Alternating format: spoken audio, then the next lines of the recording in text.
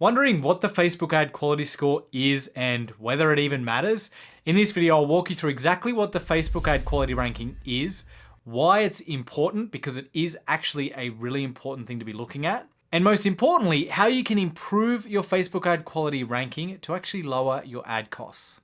So let's get straight into it.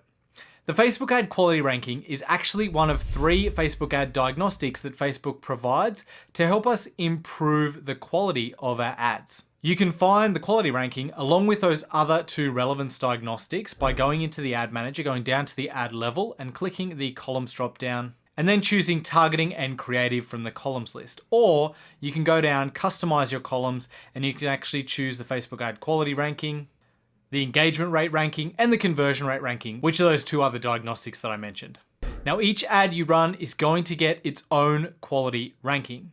And what that ranking indicates is your ad's perceived quality compared to other ads that are targeting that same audience. So the quality score is really important, and I'm going to dig into that very soon. But first, let's have a look at how Facebook determines what this quality score is on each of your ads. So when you look at your quality score, you'll notice that it's going to be one of the following. It's going to be above average, average, or it's going to be below average, and it's going to actually show you if it's in the bottom 35% of ads, the bottom 20% of ads, or even the bottom 10% of ads. So if it is below average, you can actually get a feel for how far below average it is. And as I said, you need to remember that it's measuring these ads against your competitors who are trying to target the same audience. And in order to determine your quality score, it actually looks at a range of different factors that are coming in from users. So users give signals, either positive or negative, and Facebook uses those signals to determine what your ad's quality score is going to be. It's kind of like how YouTube uses the likes on a video to determine how many people it should show that video to. So if you haven't already tapped that like button, please make sure you tap the like button below this video. It really does help with the algorithm and helps get this video and this channel out in front of more people.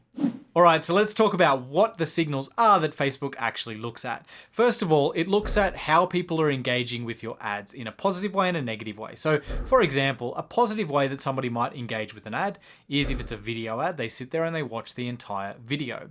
Or if it's a image ad, maybe they sit there and they look at the image for longer than the average image ad, or they click that see more button and read all of the copy and spend a lot of time looking at the ad. That's a positive signal. On the flip side, a negative signal might be if somebody clicks on the button in the top right of your ad and actually clicks hide ad.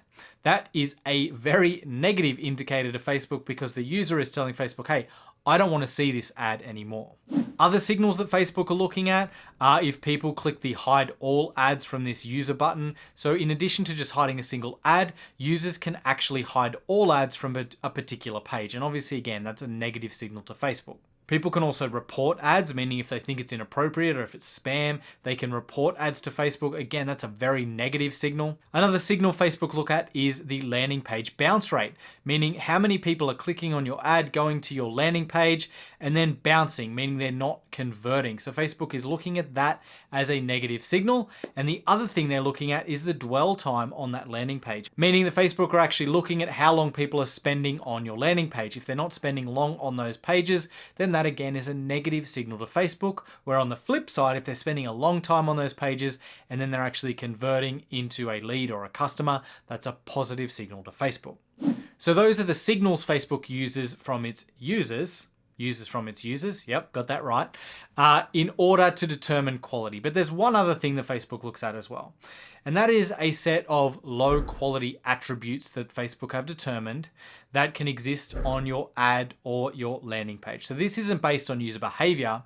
These are actually attributes that Facebook have themselves come up with, and if they determine that your ad has these attributes or your landing page has these particular attributes, then Facebook will actually lower your overall ad quality score. So let's look at what those low quality attributes are. And the first one is withholding information. So if an ad is deliberately vague or deliberately withholds information, Facebook sees that as low quality. So one example of this that you might have seen around the place is "you won't believe what she looks like now." You know, a headline like that is deliberately leaving out information so that people click in order to see whatever it is they want to see. They want to find out, you know, what it is that the ad is talking about. To narrow down to one word, it's clickbait. Avoid using clickbait. The other one is sensationalized language. So this is where you're deliberately overhyping something, either in the headline or the ad copy, but deliberately sensationalizing something to the point where when people click the ad, it doesn't actually deliver on what they were expecting based on what they read on the ad itself. So it's exaggerated headlines, exaggerated copy. The example Facebook use on their page is 7 mind-blowing uses for carrots. Okay, that's pretty sensationalized. I don't think there's any real mind-blowing use of a carrot. Maybe there is, I don't know. And the third one is engagement baiting. So this one is pretty straightforward. It's asking for or deliberately using spammy sort of tactics to get people to engage with the ad, meaning to like or comment or share the ad. So that could be saying things like this ad if you also like music and stuff like that. So avoid engagement baiting and deliberate engagement baiting, because Facebook are going to see that as a low quality indicator, and therefore they'll lower your overall ad quality score. So finally, before we move on from this, one thing I want to reiterate is it's also important to note that Facebook don't just look at your ads, they also look through to your landing pages. So all of these low quality attributes also apply to landing pages, and there are a few that are actually specific to landing pages themselves. So a landing page might be seen as low quality if it's got things like pop-ups, if it lacks substantive or original content, meaning if there's barely anything on the landing page, if there's nothing original, there's just a few words, Facebook might determine that it's actually low quality. If there are lots of ads on the page, meaning you've got AdSense or something like that on the page, Facebook can also deem that low quality. Or if there's unexpected content or misleading experiences, all of those can lead to Facebook saying, this landing page is low quality, therefore the ad quality score is going to go down. All right, so now we know what the Facebook quality score is and how Facebook calculates it. Why do we actually care? The reason is essentially because a better quality score on your ads leads to lower ad costs. And the reason why is because Facebook ads work on an auction-based system. So whenever somebody is going to see an ad in the newsfeed, Facebook says, hey, we need to show this person an ad. Who have we got that wants to put their ads in front of this person? And all of those ads go into an auction. Now, in order to win that auction, each ad is assigned a value. And the value that each ad gets assigned is based on 3 different factors. The first one is bid, meaning how much the advertiser is willing to pay in order to show that ad. The second one is the estimated action rate. So Facebook actually estimate how likely this particular user is to complete the action that the advertiser wants them to complete, whether it's a click or to become a lead or a purchase or whatever that is. And the third one, you probably guessed it already, is the ad quality ranking. So that means that you can actually win an auction with a lower bid than another advertiser if your expected action rate and your ad quality rate is higher than theirs. And that's how you get lower ad costs, by improving your ad quality ranking. That means you can actually win more auctions with a lower bid than your competitors.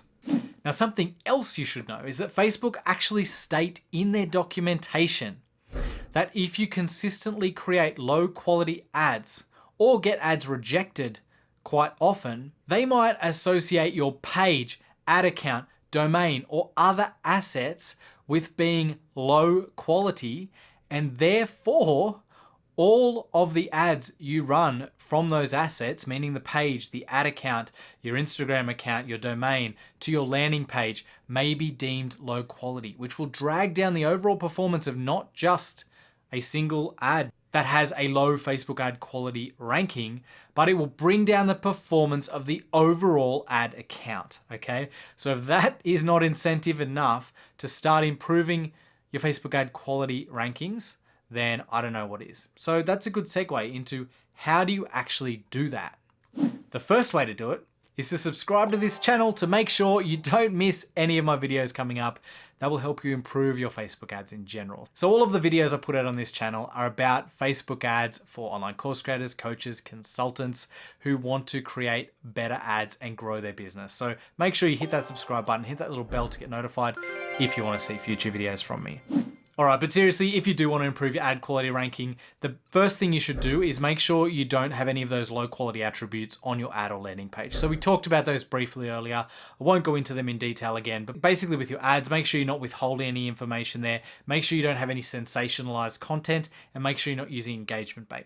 with your landing pages. Make sure you've got a bit of content on there and it's not just really thin in terms of content. Make sure you don't have any pop-ups on your landing pages. Don't put ads on your landing pages. There's no real reason to do that. And try to avoid any unexpected content experiences on those landing pages or poor user experiences. The second thing you can do is actually create ads that people want to engage with. So the easiest way to do that is through video ads. If you can create really good, high quality, engaging video ads, then people are naturally going to watch them. They're naturally going to comment and maybe even like the ad as well. So that's going to bring your quality score up. The third thing you can do is improve your targeting.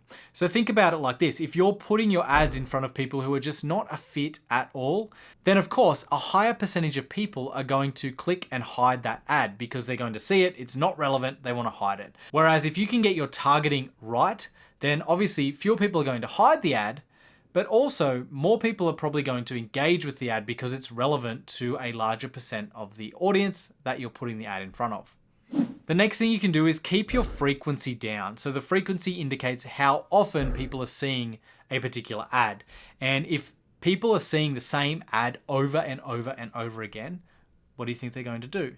They're going to click and hide that ad and maybe even hide all ads from you if they get irritated enough. So you really want to make sure that you're keeping your frequency down by creating new ads regularly, changing out your creative and your copy regularly so that people don't get sick of your ads. The other way you can do it is make sure your audiences aren't too small.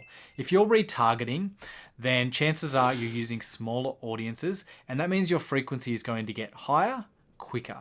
So keep your frequency scores low, and that will help improve your ad quality rankings. And I mean, the last thing I will say on this is just create better quality content in general. Really work on improving your ad copy. Really work on creating ads that your audience actually likes seeing in their newsfeed. If you're just using cookie cutter ads, copying what everybody else is doing, then chances are you will see lower quality rankings because these quality rankings are based on you versus your competitors in the auction. So if you can stand out above them in terms of creating better quality ads that people want to see, that people want to engage with, that of course will bring up your quality score, right? So I've just mentioned a few ways you can do that, but overall work on creating better ads in terms of copy, in terms of images, and in terms of video, and you will see your quality scores rise. And now if you've enjoyed this video, again, all I ask is that you tap that like button, and if you want to hear more from me, hit subscribe, hit that little bell to get notified whenever I release a new video. And if you want to learn how to create even better ads, I've got a video right here that you can check out that's going to show you how to create better graphics for your ads. Thanks for watching. I'll talk to you soon. Bye.